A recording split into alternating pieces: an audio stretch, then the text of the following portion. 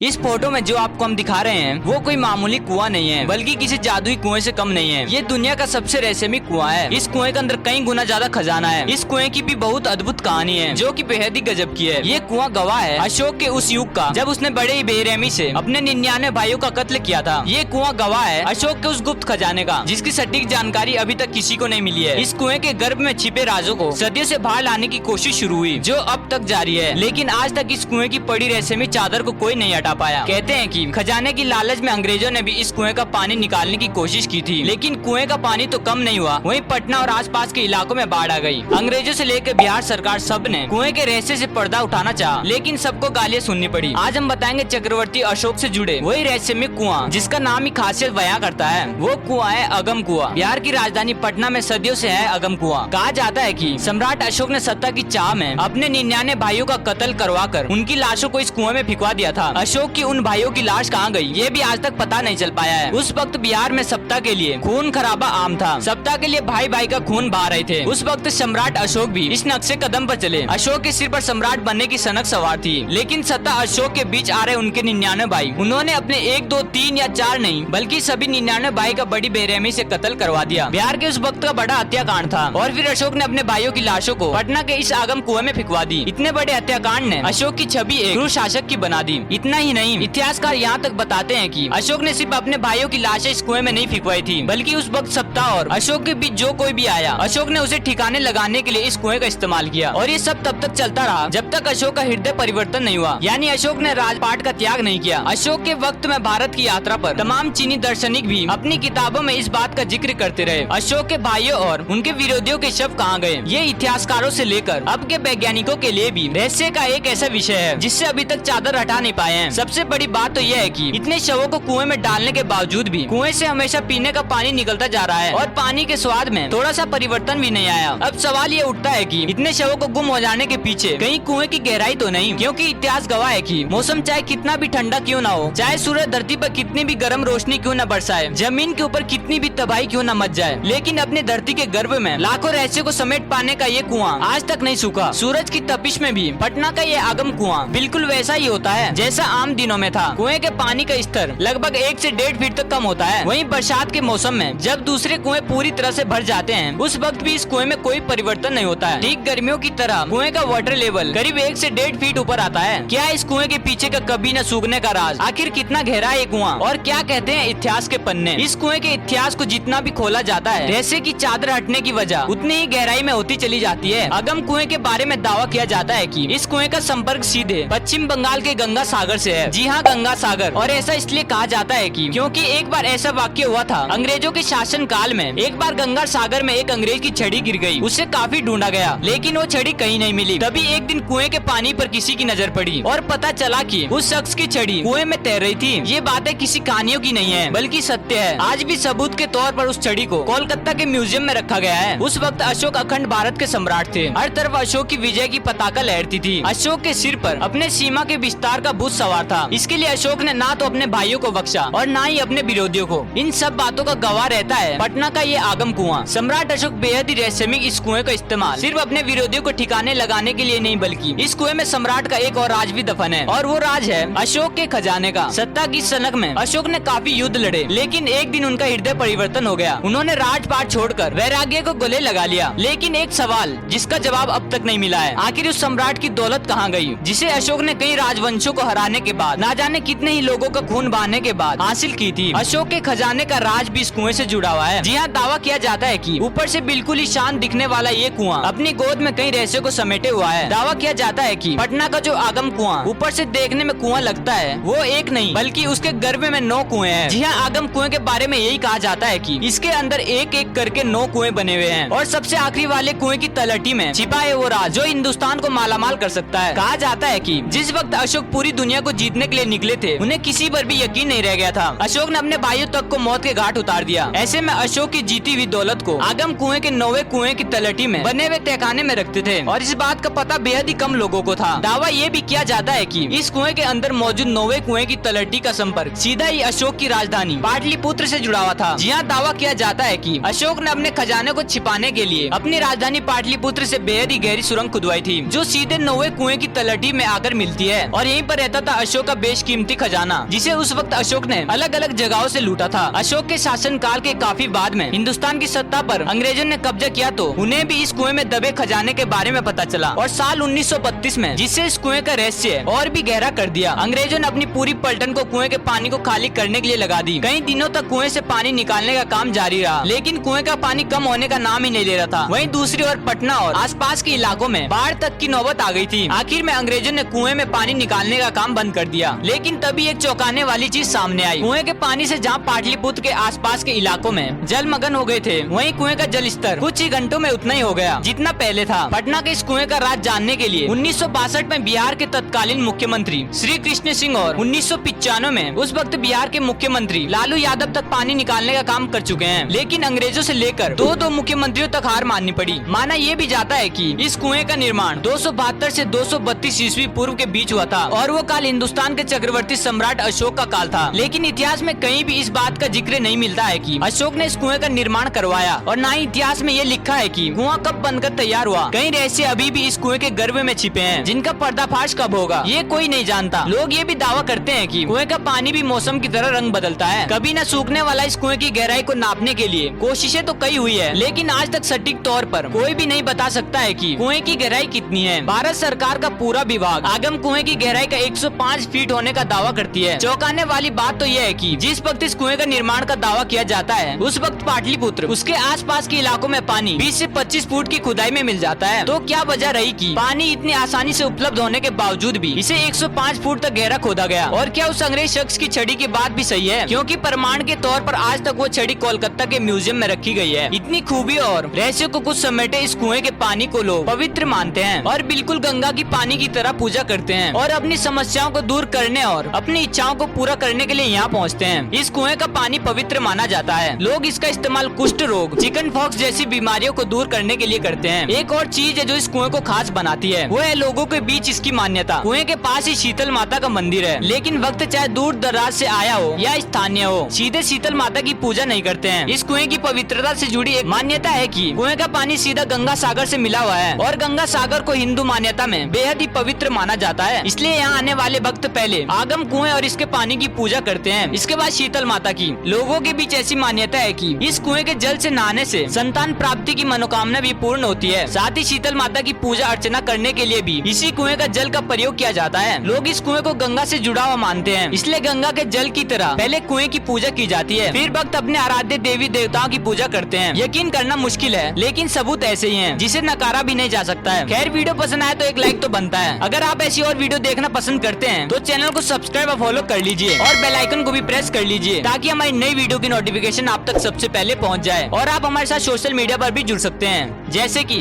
Instagram, Facebook, Twitter. आशा करते हैं video पसंद आया होगा। अभी के लिए इतना ही, मिलते हैं अगली वीडियो में। Thanks for watching.